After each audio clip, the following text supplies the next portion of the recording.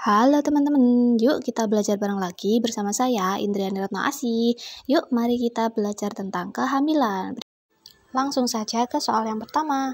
Ibu yang hamil mengalami tanda dan gejala kehamilan. Berikut ini yang merupakan tanda dugaan hamil adalah A. Mual dan muntah, B. Tanda Hegar, C. Perut membesar, D. Tes kehamilan positif, atau E. Adanya gerak janin. Dan jawabannya adalah yang A, mual dan muntah. Oh iya teman-teman, tanda dan gejala kehamilan itu ada 3. Yang pertama, tanda dugaan hamil.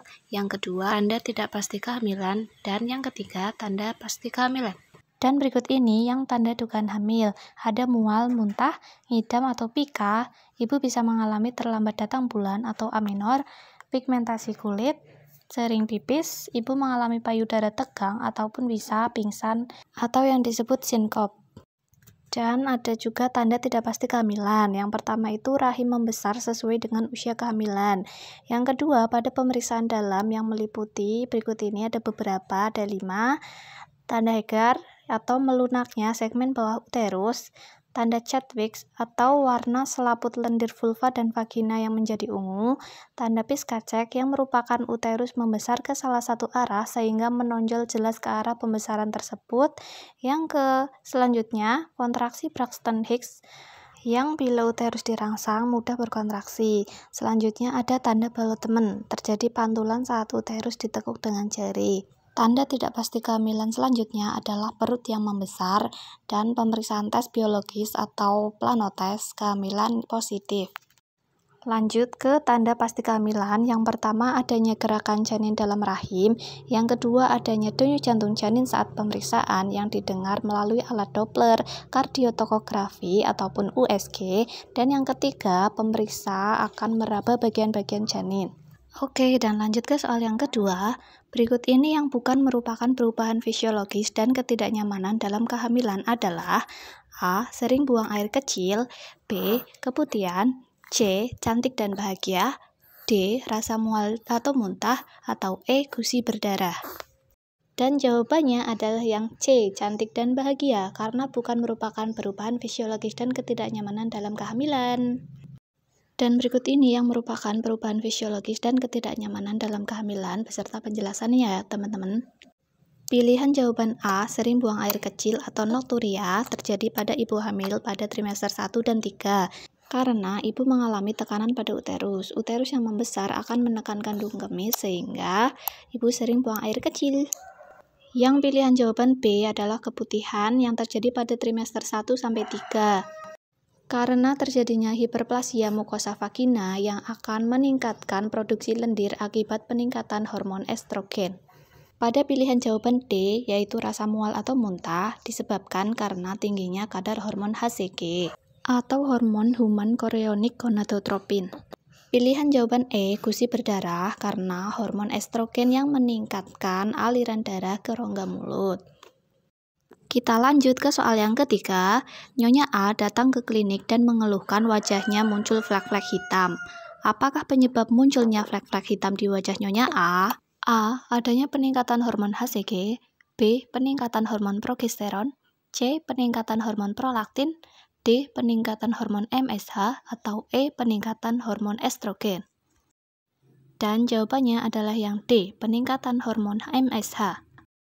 Berikut adalah penjelasannya. Penyebab dari munculnya flek-flek hitam di wajah Nyonya A dikarenakan adanya peningkatan hormon MSH atau melanocyte stimulating hormone yang dibuat oleh kelenjar pituitari, hipotalamus, dan sel-sel kulit. MSH ini sangat penting untuk mengatur pigmen yang mempengaruhi warna kulit, menjaga kulit dari sinar ultraviolet. Lanjut ke soal yang keempat. Berikut ini merupakan perubahan psikologis dalam kehamilan pada trimester 3 adalah A. Ibu tidak sabar menunggu kelahiran janinnya, B. Fokus pada diri sendiri, C. Perasaan takut dan penolakan terhadap kehamilannya, D. Ibu merasa sehat, atau E. Menerima kehamilannya. Dan jawabannya adalah yang A. Ibu tidak sabar menunggu kelahiran janinnya. Berbicara tentang perubahan psikologis dalam kehamilan pada trimester 3, yaitu ibu tidak sabar menunggu kelahiran janinnya. Periode menunggu dan waspada, ibu cenderung takut dan cemas menghadapi persalinannya. Dan ibu hamil pada trimester 1 akan fokus pada dirinya sendiri, perasaan takut dan penolakan terhadap kehamilannya, ambivalen, mencari tanda kehamilan untuk meyakinkan bahwa dirinya hamil. Dan pada ibu hamil trimester 2 cenderung akan merasakan sehat dan menerima kehamilannya. Oke, dan lanjut ke soal yang kelima. Seorang ibu datang ke klinik dan mengeluhkan tidak haid sejak 4 bulan yang lalu. Pada pemeriksaan normal dan PP tes positif, berapakah TFU atau tinggi fundus uteri yang sesuai dengan kasus?